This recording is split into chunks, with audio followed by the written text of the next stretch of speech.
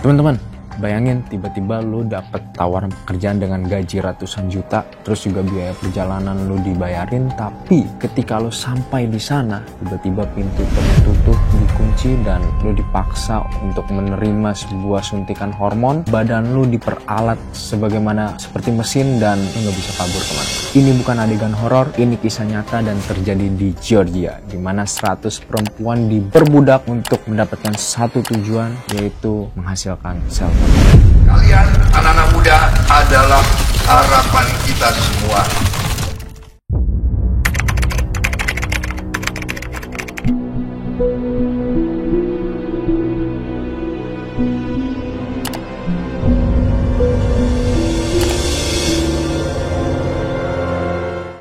Semua berawal dari tawaran pekerjaan yang menggiurkan di Facebook. Tawaran yang digaji dengan 180 juta hingga 280 juta. Pekerjaannya adalah sebagai ibu pengganti untuk pasangan bagi yang tidak bisa memiliki anak. Tepat di bulan Agustus 2024, 10 perempuan Thailand diberangkatkan ke Georgia. Tiket pesawat, paspor itu diurus oleh agen mereka. Kedengarannya cukup profesional, tapi ketika tiba, tuh mimpi berubah menjadi mimpi buruk. Georgia selama ini dikenal sebagai pusat industri fertilisasi in vitro, di mana berbagai pasangan banyak berdatangan ke negara Georgia untuk mendapatkan donor sel telur. Namun di balik industri ini ada pasar gelap yang begitu keji, di mana mereka menggunakan wanita-wanita yang rentan dan juga miskin sebagai sumber untuk mendapatkan sel telur. Tapi ini kondisinya tanpa persetujuan mereka.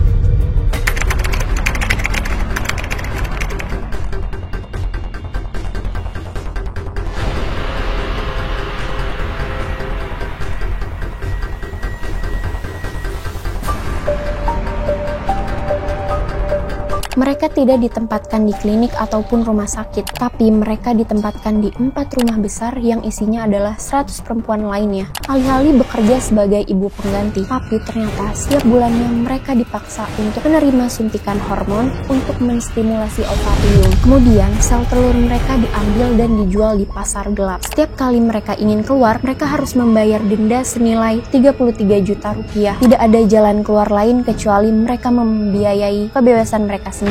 Menurut laporan investigasi, praktek-praktek seperti ini tuh udah banyak di berbagai negara, namun regulasinya masih lemah. Mereka masih memanfaatkan wanita-wanita yang miskin tersebut sebagai sumber untuk mereka pakai untuk menghasilkan sel-sel. Dalam sisi kesehatan, dengan kita memaksakan untuk terus-menerus menghasilkan sel telur tuh, itu bisa menyebabkan resiko iritasi, lalu juga resiko hormon, dan yang paling parahnya adalah itu bisa menyebabkan kemandulan yang permanen.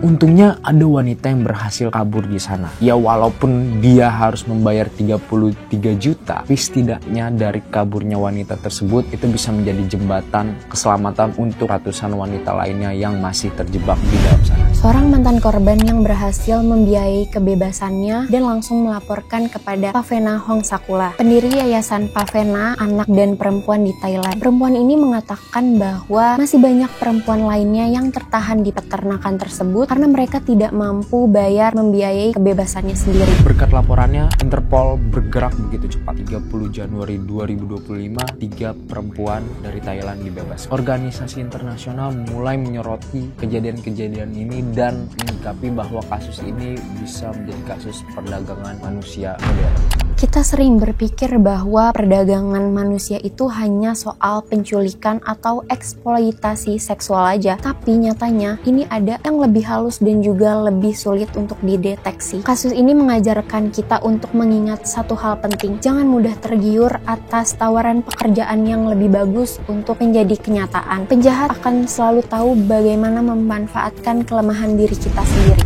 Buat kita generasi muda, penting sekali untuk kita cek informasi berulang-ulang.